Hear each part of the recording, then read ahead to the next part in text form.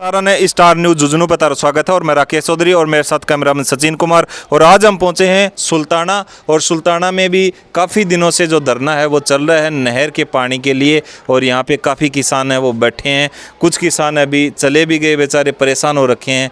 और हर जगह हर गाँव ढाणी में जो लोग हैं धरने पर बैठे हैं पानी के लिए। अभी हम इनसे बातचीत करेंगे कब से बैठे हैं, क्या क्या इनकी मांग है। अभी भजन लाल जी ने अभी 3 जो पाइपलाइन है वो पास तो कर दी हैं, लेकिन अभी भी लोगों का, अभी पिछले गांव में भी उन्होंने कहा था कि जब तक हमारे गांव में पानी नहीं आएगा हम नहीं उठेंगे। अनिश्चित काल के लिए बैठे हैं, क्योंकि बहुत बार ऐसे उनको जुमलेबाजी की सरकार कई बार नहर का नाम ले लेके काफ़ी जो लोग हैं वो यहाँ से चुनाव जीत के मंत्री भी बन चुके हैं, इसलिए वो मान रही हैं।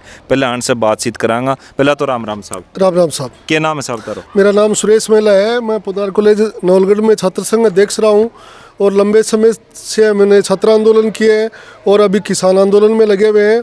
और पिछले 18 महीने से हम ये यमुना नहर की मांग को लेकर के जगह जगह पर हमने मीटिंगें की है।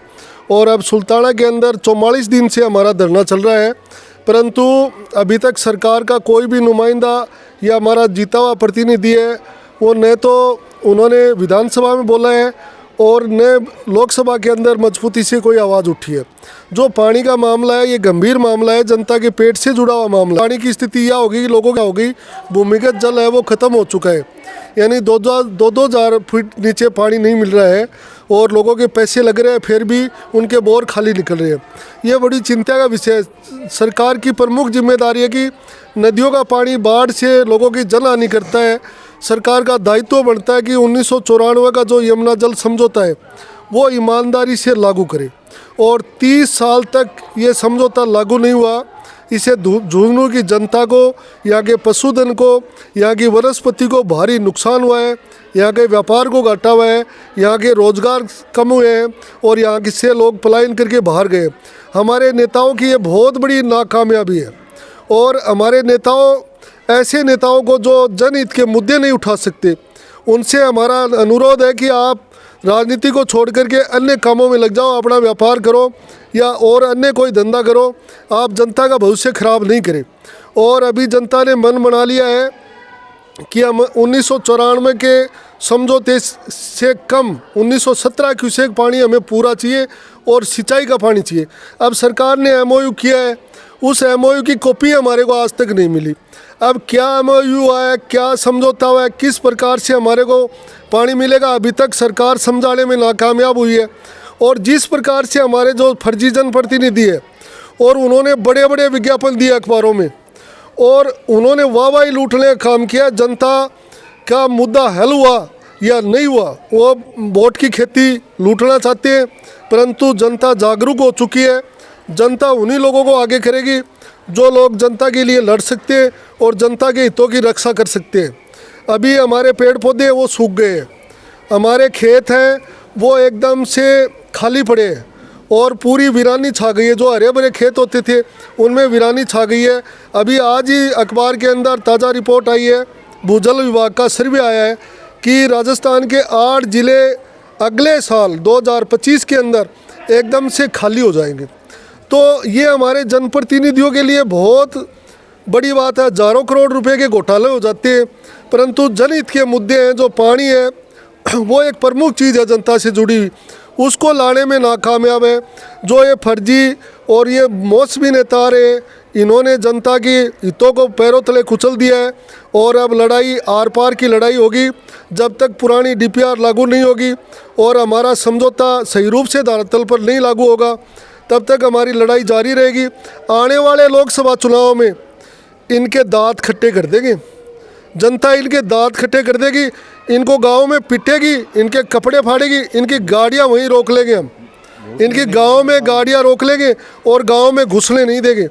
हमारे लिए जो जनप्रतिनिधि है, जो सरकार चलाते हैं, उनकी आँख खोलना चाहते हैं कि हमारी समस्या को देखते हुए इसके ऊपर त्वरित कार्रवाई करें, अन्यथा आपको जनता के गुस्से का सामना करना पड़ेगा और वो आपके लिए बहुत मुश्किल टाइम होगा। इसलिए हम चेतावनी देना चाहते हैं कि इस समस्या का जल्दी से जल्दी सोल्व करें और हमारी लड़ाई है वो जारी रहेगी। तो जहाँ अभी उना भजनलाल सरकार बताई है कि जो 3 पाइपलाइन है वह भेजी जाएंगी और जो पानी है वो भी ये बताया जा रहा है कि आधो जो पानी है उन पर ही सहमति है, लेकिन अभी भी तारो कहना है कि कुछ भी सहमति बनी है वह भी तारे सामने नहीं रखी है और कोई भी किसान प्रतिनिधि है वो नहीं बुलाया है उड़े। सरकार मतलब खुद ही आपको फैसलों लेके और वाई लूट रही है उरे। तो जहाँ अभी सांसद हैं नरेंद्र खिचड़ जी, तो उन्हें भी कभी भी 4 साल 5 साल उनको होने को जा रहे हैं, अभी भी उन्होंने कभी मुद्दा नहीं उठाया। अभी 2-4 दिन पहले मुद्दा उठाया। लोगों का कहना है कि अभी 4 साल 4.5 साल कहाँ थे, अभी उन्होंने मुद्दा क्यों उठाया, उससे पहले नहीं उठाया। तो जब मतलब और क्या क्या मांगे हैं, जैसे अब जब तक पानी नहीं आएगा तब तक आपका ये आंदोलन चलेगा? देखो, सरकार ने अभी एमओयू किया है, उसमें हरियाणा का सीएम भी था, राजस्थान का सीएम भी था, केंद्रीय जल शक्ति मंत्री भी था, परंतु उस एमओयू में ये बात समझाने में वो नाकामयाब हुए कि उन्होंने एमओयू के दिन तो उन्होंने दिया कि राजगढ़ के तांबीखेड़ा गांव में पानी का स्टोर बनेगा, जल पार्क बनेगा। उसके 2-3 दिन बाद में उन्होंने ये दिया कि ये जो जल स्टोर है और जल संग्रह है वो आसियावास में बनेगा। तो जनता संदेह में आ रही है। समय समय पर वो क्या कि हर 2-3 दिन में क्या है, इस पाइपलाइन की दिशा और पाइप जो पानी का स्टोर होना है उसकी जगह को बदल रहे हैं। तो इसका मतलब ये है कि एमओयू फर्जी है। हमें विश्वास नहीं हो रहा कि इन्होंने सही ईमानदारी से एमओयू किया है, और एमओयू करते तो डीपीआर भी तुरंत होनी चाहिए थी। डीपीआर का सर्वे हो चुका है और एमओयू वाली बात तो होगी आपने। तो जैसे अभी लोकसभा के चुनाव हैं वो बड़े नज़दीक आ गए हैं, उस चक्कर में इस सरकार ने, आपको नहीं लगता कि ये सिर्फ चुनावी जुमलेबाजी के चक्कर में ये जल्दी से एमओयू फर्जी तरीके से ही एक ना लोगों को बताया है, ना लोगों के सामने किया है, ना अभी तक वो तय कर पा रहे हैं कि किधर से पानी आएगा, कितना आएगा, वो समझा भी नहीं पा रहे? आपको नहीं लगता ये लोकसभा चुनाव पास आने के चक्कर में उन्होंने ये जल्दी से फैसला लिया? बिल्कुल, ये जनता में एक वोट की खेती काटना चाहते हैं, जनता को फंसा के इस जुमले के अंदर। उन्होंने क्या कि कहा है कि डीपीआर 4 महीने बाद में बनेगी। मई में चुनाव होने, 3 महीने बाद में चुनाव होने, और वो पक्का है कि केंद्र में सरकार इनकी बनेगी, यानी 4 महीने बाद में डीपीआर बनाएंगे। इसका मतलब जनता को फंसा रहे हैं। अब देखो, ये पूरा ऐसा लग रहा है कि चुनावी जुमला है, और ये सरकार के आदमी है, जो विभिन्न पार्टियों के आदमी है, चाहे भाजपा के आदमी हो, चाहे कांग्रेस का आदमी हो, सबको पानी की जरूरत है। और वो ये बोल रहे हैं कि ये लोगों को फंसाने का जुमला है, यानी राजनीतिक पार्टियों से ऊपर उठ कर के लोग हैं, वो कह रहे हैं फंसाने का जुमला है। 4 महीने बाद में डीपीआर का क्या मतलब हुआ? 4 महीने में सरकार बदल जाएगी और सरकार रिपीट भी होती है, तो ये केंद्रीय जल शक्ति मंत्री गजेंद्र सिंह जी रहेंगे या नहीं रहेंगे? ये तो लोगों के आंख में धूल झोंकने वाली बात है। यदि केंद्रीय जल शक्ति मंत्री जी को लोगों की समस्या को हल करना है और यहाँ पर भागीरथी लानी है और लोगों के जीवन को बदलना है, उनके जीवन में उमंग भरनी है, खुशहाली लानी है, और उनको आर्थिक रूप से स्टेबिलिटी देनी है, यहाँ रोजगार खड़े करने, खेती को मजबूत करना है, तो डीपीआर क्यों नहीं बनाते जल्दी से जल्दी? डीपीआर बनाएं। हमारी केंद्रीय जल शक्ति मंत्री जी से विशेष अनुरोध है कि आप 4 महीने बाद का टाइम कैसे ले रहे हो? 4 महीने बाद में सेंटर की सरकार बदल जाएगी, और सेंटर की सरकार यदि रिपीट होती है तो आपको पक्का है कि आप केंद्रीय जल शक्ति मंत्री बनोगे। तो हमें साफ साफ जुमला लगता है, और हमारा इनसे अनुरोध है कि आप जल्दी से जल्दी डीपीआर लगाओ और इस योजना को धरातल पे लाओ।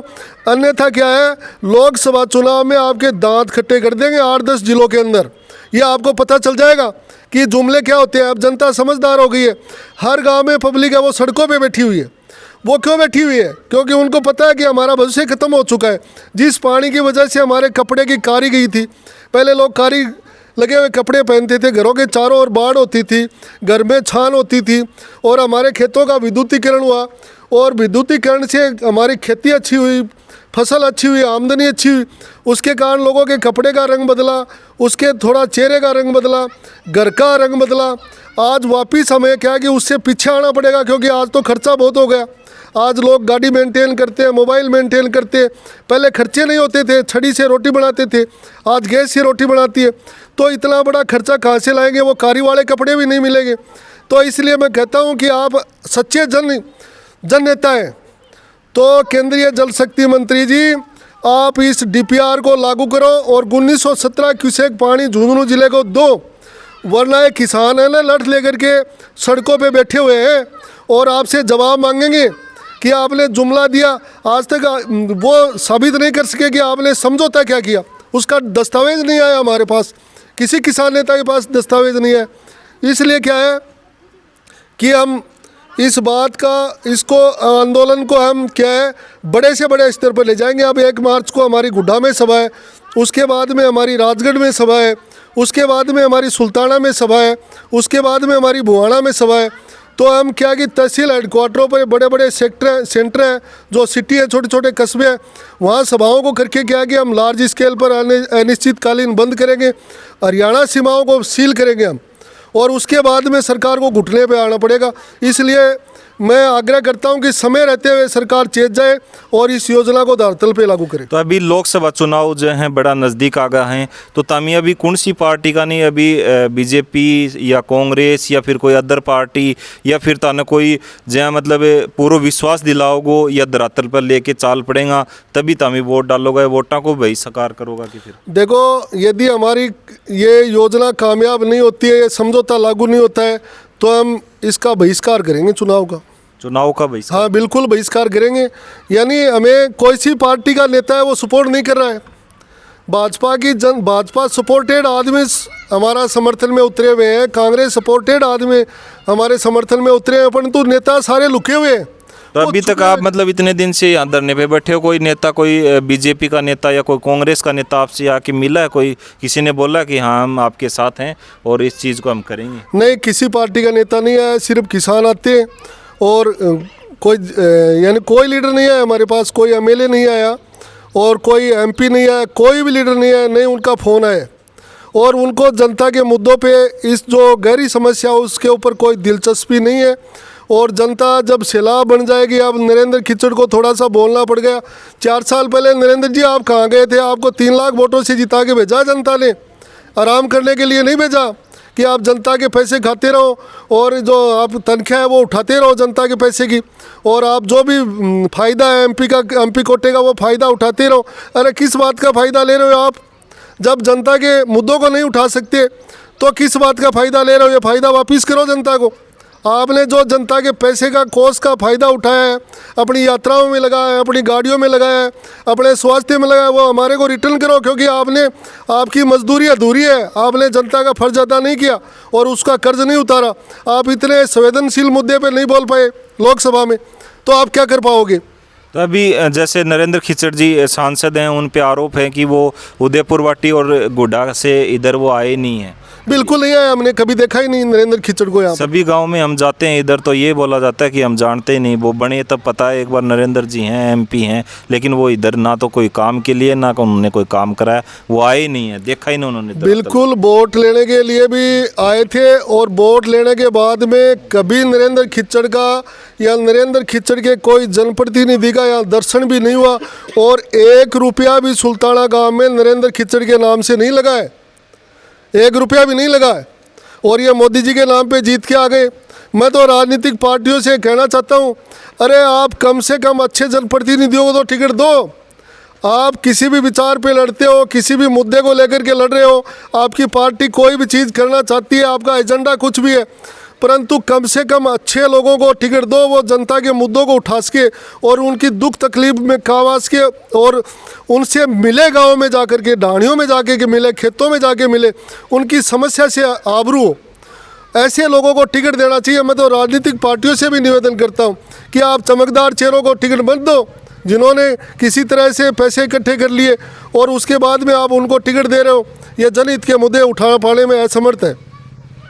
चलिए धन्यवाद। तो हमने बातचीत की। देखो किसानों का जो है दर्द है बहुत ही ज़्यादा है, और किसानों ने साफ अंदेशा दे दिया कि चाहे लोकसभा चुनाव हो, कोई भी चुनाव हो, अच्छे प्रतिनिधि को तो टिकट देनी चाहिए। और ये जो पानी है जब तक नहीं आएगा तब तक अनिश्चित काल के लिए धरना स्टार्ट रहेगा, और जब तक किसान नहीं उठेंगे, जब तक यहाँ उनके पास पूरा जो 1994 का जो जल समझौता है वो लागू नहीं होगा, और लागू DPR लागू नहीं होगी, और यहाँ तक जब तक उनके गाँव तक पानी नहीं पहुँचेगा तब तक लोग हैं वो ऐसे ही धरनों पे बैठे रहेंगे। और जो आगे आने वाले चुनाव हैं उनमें किसानों का कहना यही है कि हम दिखा देंगे कि हमारी जो एकता है वो क्या है, और किसान है वो बिल्कुल परेशान है पानी से। और आप ऐसे स्टार न्यूज़ यूनिक चैनल पे जुड़े रहिए, ज़्यादा से ज़्यादा लोग जो भी नए देखते हैं उसको सब्सक्राइब कीजिए, लाइक कीजिए, कमेंट कीजिए और ज़्यादा से ज़्यादा शेयर करो। धन्यवाद। जय हिंद, जय भारत, वंदे मातरम। मिलते हैं आपको